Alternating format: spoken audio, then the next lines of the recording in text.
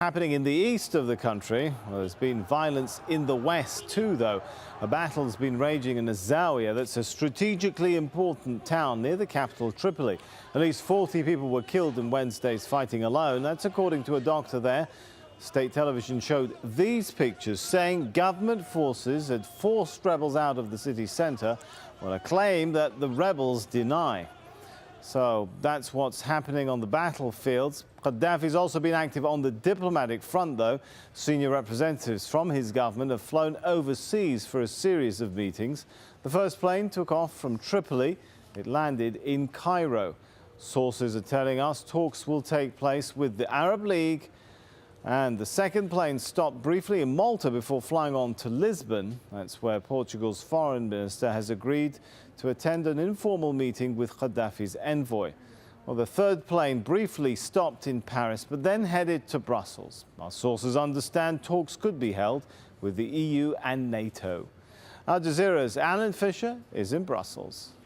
Certainly the suggestion that has been made is that these talks with the Libyans were suggested in the first instance by the White House. So why Brussels? Well, over the next 48 hours, there are two very important meetings going to get underway here. First of all, on Thursday, we have NATO, the world's strongest military alliance. Libya was always going to be top of the agenda. We're hearing from NATO that a number of scenarios have been played out, essentially. They're putting things in place to allow the political decision to be made on what they do next with Libya. And of course, a no-fly zone is something that a number of countries have been pushing for.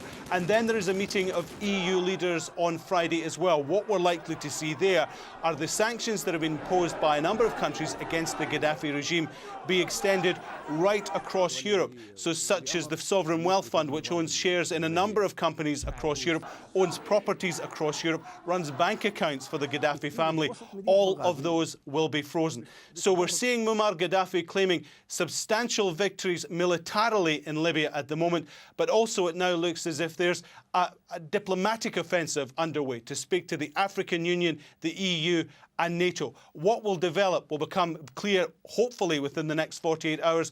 But it certainly is a very interesting development, and Brussels here, right at the heart of what's going to happen.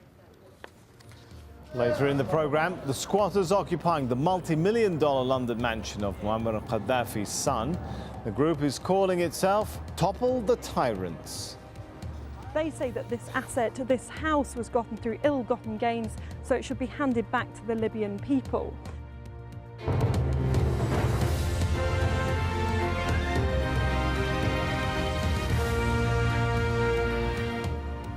Egypt's new government has warned of a counter-revolution following deadly clashes blamed on diehards of the former regime. Fighting has broken out in Cairo's Tahrir, or Liberation Square, the centre of last month's mass protests that triggered the country's revolution. And protesters camped there say supporters of ousted leader Hosni Mubarak stormed the area on Wednesday, carrying knives, machetes and whips. And there were no police to stop them. Well, Selma Saeed is a protester who was caught up in the violence. She says soldiers were among those involved in the attacks. We were attacked by the army today and plainclothes thugs destroying the tents and beating up everyone. And I was very shocked to see the army coming with sticks and beating up everyone and destroying the tents over people's heads. As they were pushing us, they sexually harassed us as well in front of them. And I also, while being pushed, witnessed them attacking the medical point in the middle of Tahrir. We have a couple of doctors who set up like this medical place for anyone who needs medical care in the middle of Tahrir.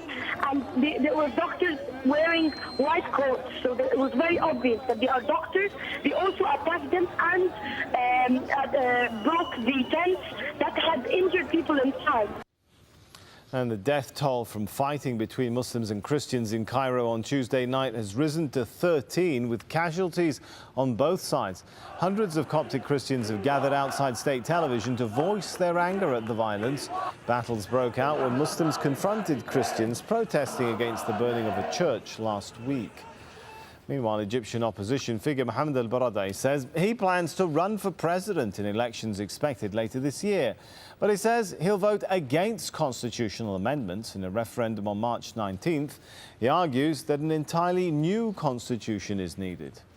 I want the door open for everybody to have the chance to run for this, and I reject the fact that some very good scholars, very good people that would be deprived of this right. Also, this Article 75 it has a retroactive effect, which means there is no even that will be that's very unfair.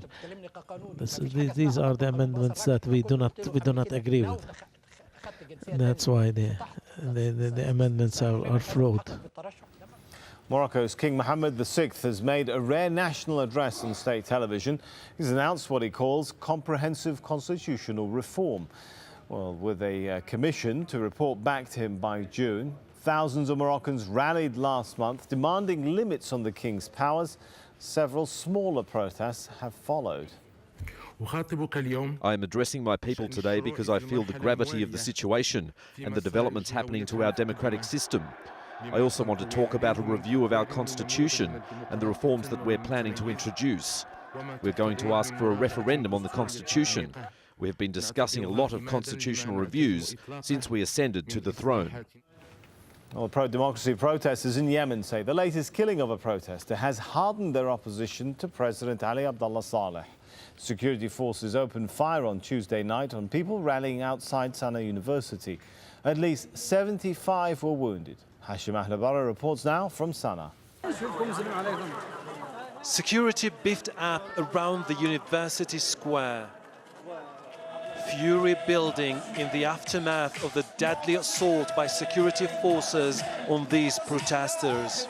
Spent ammunition and tear gas canisters litter the ground. The government says its act was prompted by the discovery of a cache of weapons. Allegations dismissed by the students who erected tents in this square, which has become the epicenter of the pro-democracy movement. It was organised crime. Groups of security forces came from all directions and armed soldiers were positioned on the roofs of buildings. They started firing on us. It was followed by volleys of shots. It's a crime against humanity. Violence is spreading across the country.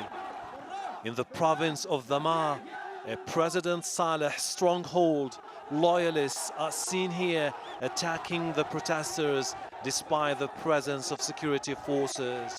Government pledges to stop the violence failed to deter loyalists armed with weapons, batons and daggers, spreading fear across the country. The ongoing attacks spurred these tribal leaders in the province of Marib to denounce President Saleh and join the protesters in their fight for a change in Yemen. Marib is home to most of Yemen's oil fields. Mr. President, don't treat your people like Gaddafi. Mr. Saleh, don't disgrace your legacy. We implore you to leave Yemen and let the Yemen